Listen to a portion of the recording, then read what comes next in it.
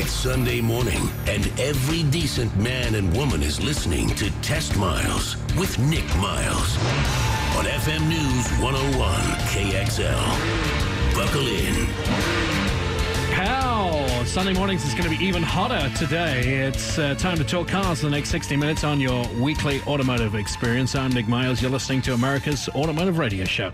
Test Miles, locally created, nationally celebrated. This morning's team includes Misfits, Rapscallions, and Ne'er-do-wells. Sean Walker, Old Man Brad is here.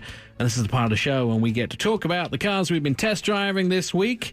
Brad and I have been test driving the same vehicle, so you'll have to find out how the young and good-looking evaluate it versus the old and not-so-good-looking. I'm doing the same thing. I had Brad's last week car. Oh, so really? When are we going to get the young and good-looking person to drive this car? Right in front of you, Brad. Yeah, I'm waving at you right here. Power of radio right there. The Jeep Renegade, the 2015, is what I've been driving. 1.4-liter turbo, 160 horsepower. I kind of like this car. We had it at the Northwest Automotive Press Association's event called Mudfest, which is to determine our outdoor activity vehicle of the year. And it pretty much swept the categories. This little version of this vehicle just made mincemeat out of the off-road course. Dynamic, small, very, very aggressive, and a great little off-road vehicle. And usually with Jeeps, especially the smaller Jeeps, you don't want to go long distances in the vehicles because they're rough rides. The Wrangler, probably the most iconic Jeep in the world. It has sold over 100,000. But it's not a great thing to take on a trip from Portland to Seattle on the freeway. However, I would say the Renegade is slightly different from that. The Renegade is a vehicle that I could get into and I could drive long distances. It's not uncomfortable. It's fairly smooth ride. And it's larger on the inside than I expected. These small, what we like to call pint-sized SUVs have become really hot with manufacturers. We've seen Honda bring out their HR-V. We've seen the CX-3 coming out from Mazda, the small little Mercedes and BMW versions of these vehicles. And this, of course, Renegade is right in the ilk with all of those others. So there are four different trims: the Sport, the Latitude, the Limited, and the Trailhawk. Trailhawk, of course, is their top of the line with all the bells and whistles, with the nice red tow hooks up front.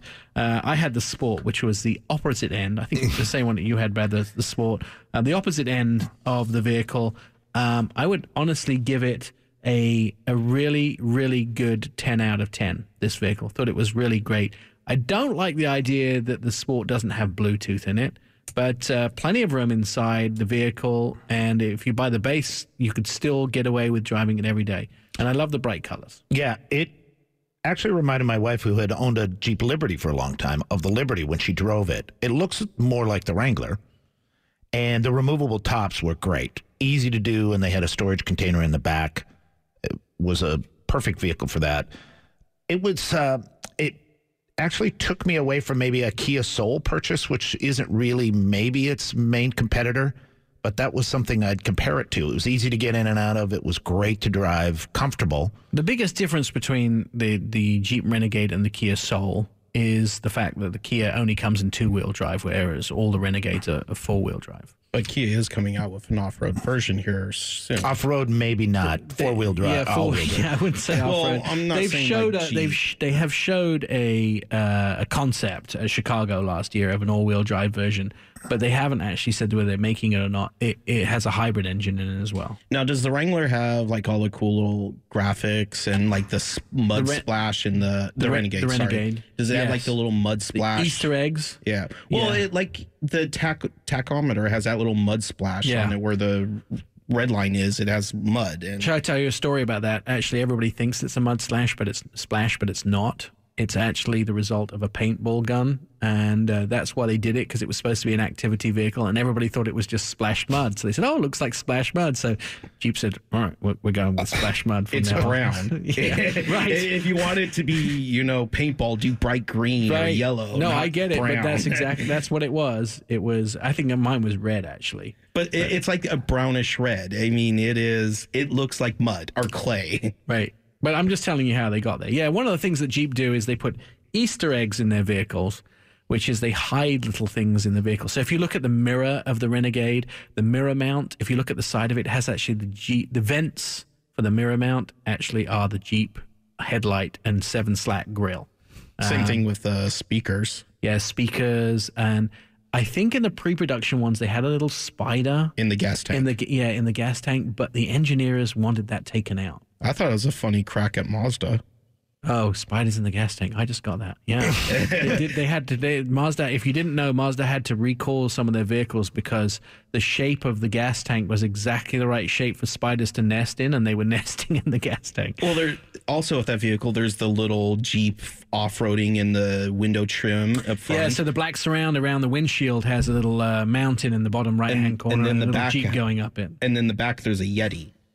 Yes, that's right. And if you also look at the X shape of the rear headlights and on the roof is actually the shape of a 1940s gas can, a World War II gas can. Is this what happens when you have guys who used to be gaming designers moving over to the car industry? I would have someone that was a gaming designer design my car a million times before some crusty guy who's, all about engineering. It's because it's much more fun. It is fun, but this bottom line on this is it's a real Jeep. Yep. That's what I came away with. Trail rated. Yeah, absolutely. You get all the kids in the back, no complaining. None. Well, they always complain because of the car. Yeah, Isn't every Jeep always trail rated? It just depends on the level of trail rated it is. I think they've started to do trail rated vehicles. John Vincent's shaking his head at me. He can tell us later. But Jeep's had a couple of missteps over the last few years. They have? Yeah. And well, one of which was the Liberty that my wife drove. I didn't like that at all. No, I mean, the Liberty was a great idea. Let's just say since they've separated from Chrysler, yes, from Mercedes, sorry, they have become much more forward thinking in their product.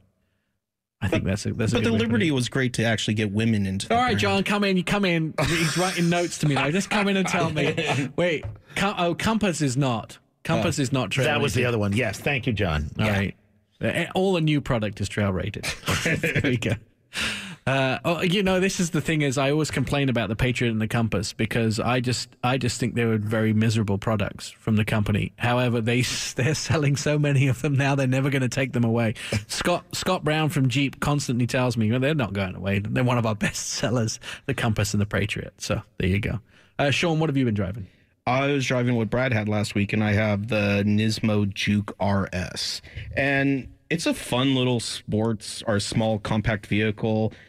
The only gripe I do have with the vehicle is the Recaro seats because it does take time to get in and out of these seats. And after a week of driving it, I figured out how to angle my body so it wasn't so hard. But once you're in the seats, it's a very comfortable seat. And I even drove it to the coast and no problems with it. It holds your body and fits your body well. It's just, it is a pain to get in and out of it. It has the 1.6 liter turbocharged, 215 horsepower, 6-speed manual. I mean, all-wheel drive too. It's just, this car is fun to drive. It's quick around corners. It's a great little vehicle. Competes with the Velociter Turbo and the Mini Clubman S. I think it's Veloster. There's no Erta in there. Velociter, thank you. Veloster. Well, whatever. I'm not buying it. There's the Nismo and the Nismo RS, which the RS comes with a little more horsepower, brakes, performance packages, basically. Here's the thing about this car, right? I went on the launch of the original Juke back in 10 years ago, BC. No, 2006. Yeah, 9 years ago. I thought it was really interesting. I kind of liked it.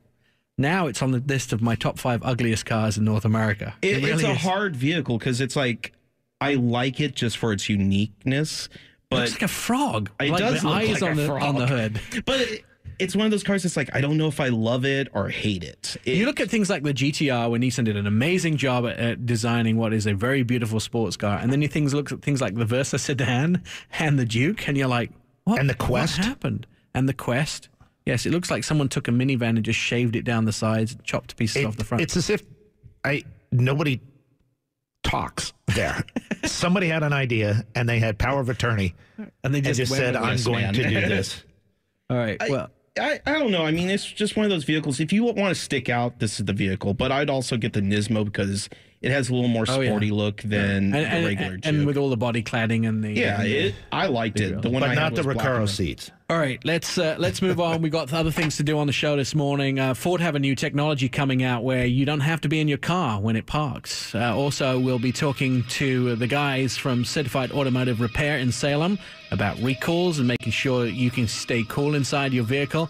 And John Vincent from the Portland Tribune is going to be here because he's been on a couple launches this week, as have I. That's all coming up in Test Miles. I'm Nick Miles.